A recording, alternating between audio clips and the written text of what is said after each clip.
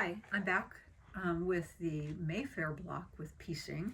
And so this piecing is on page 18. And so the first thing that we're going to be doing is half square triangles. And so that's for our corner block units. So you're going to be taking fabrics 1 and 5, which is the light green, and you're going to be putting them together, and you need 4 squares of each to yield 8, because you need 2 for each block for the corner blocks. And you're going to be putting those together, half square triangles, and then cutting them down to 2.5 inches. And then once you have those made, you're going to be making your corner squares. This is what they look like with these opposite, and I did press to the green, putting those together with 1 2.5 inch square of fabric 1, and then a 2.5 inch square of fabric 8. Okay. So put those together, press towards the squares, and you need 4 of those. And you can see them in the corners here. So they're up there. Okay, so you have those. We'll put those off to the side. And then the next thing that we're doing is a sew and flip units. And I'm not sure that we've done those yet, but we have done sew and flip corners before. But this is going to be on our rectangle, and we have 2 different colorways. And so we have them, one colorway, which is number 1, which is our green background, which is, what color is that? The fabric 6 with fabric 4 on them, and then we have fabric 12 with a fabric 8 on it and a fabric 4 going. And then the one thing that I want you to do is on the fabric 1, put arrows that you're going to be pressing down, and on flow and sew and flip number 2, put arrows going up. That way when you sew them together, these are going to nest. So you can see I have these pressed this way.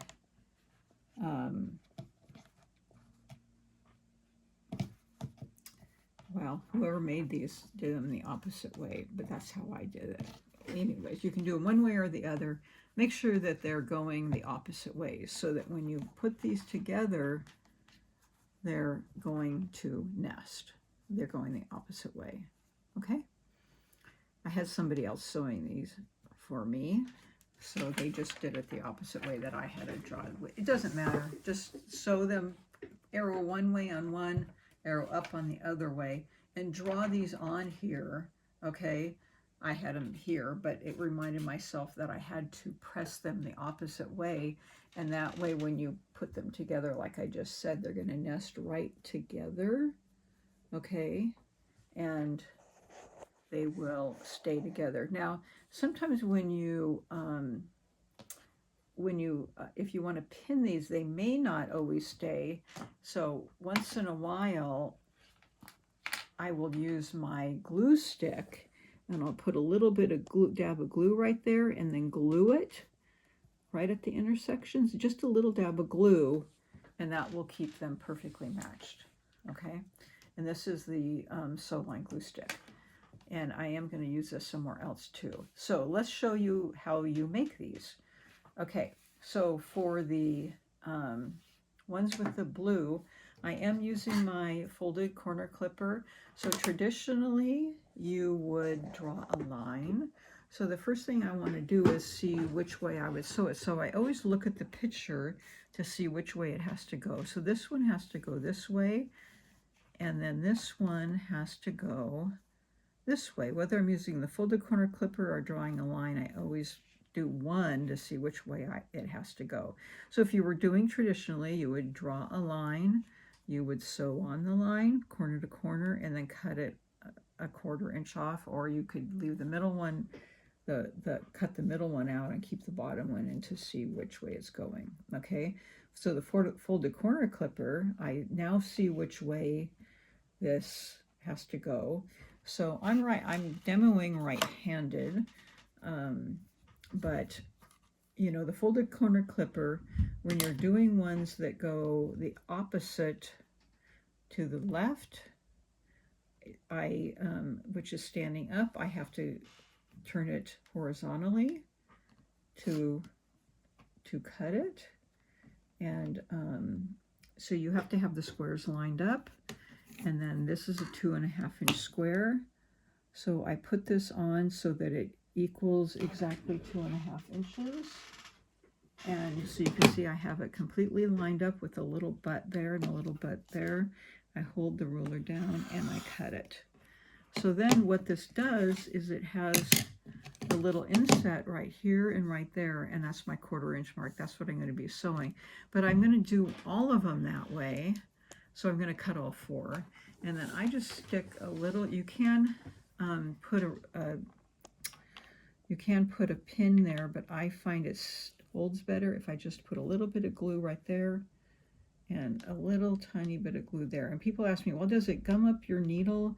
It never does, and it's water soluble, but I'm not putting that much glue on it.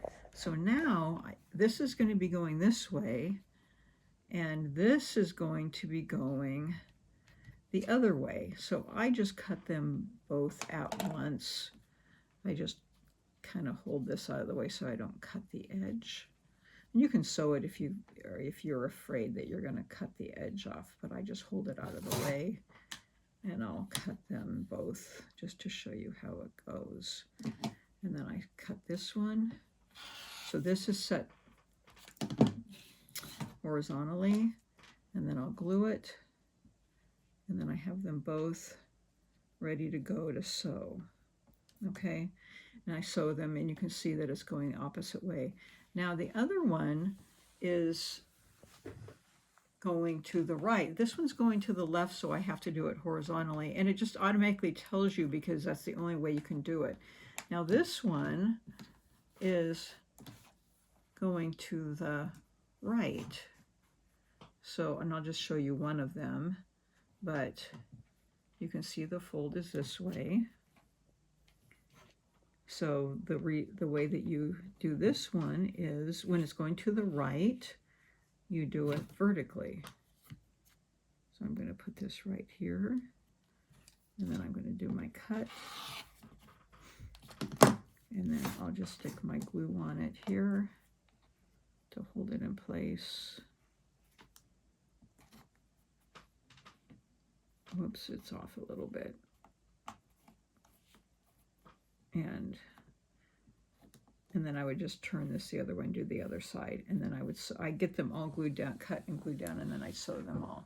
Now the only other trick that I have is when I'm pressing them open is after I sew it, when I press it open, I want to make sure that this stays square and true. So this is one of my pressing mats. So let's just say I've just sewn this, okay? And you can see it's point to point. I'm ready to press it open. I'll just put it in the corner of my pressing mat, and I'll press it open and make sure that it's square. And then I press the other side. This one's getting pressed this way. Okay, and then this one is getting pressed down. Now, usually you want to press it that way, but now it's getting pressed the opposite way, so I gotta just turn the seam, but I still want to make sure that it's getting pressed square. That way I have this nice rectangle. Okay, so usually in any pressing mat, whether it's wool or whatever pressing mat, you do have a corner, and then I press it under and I make sure that it's staying square, so I have this nice, it's getting back to the nice rectangle. Okay, and there you have it. Okay, so now I have both of these, and you have to pay attention to which way it's going. So in the picture, it has it going in these directions, but it's only grayscale. So I go back to, what does the block look like? Well, the block has the pink and the blue on the inside and the pinks on the left, so I know that this is correct this way. So that's the way the piecing is. So that's how it's going to look in the block. Okay, and because it's nested, it will match. Now the only matching that you have here is this point and that seam. You want those two to match, so you will have to pin that right there. Okay, so that's that block. If you pay attention to those tips and tricks, it will turn out very nicely. And these, and also when you, after you put this together, again, it should measure 4.5. And I guess I forgot one step, square and a square.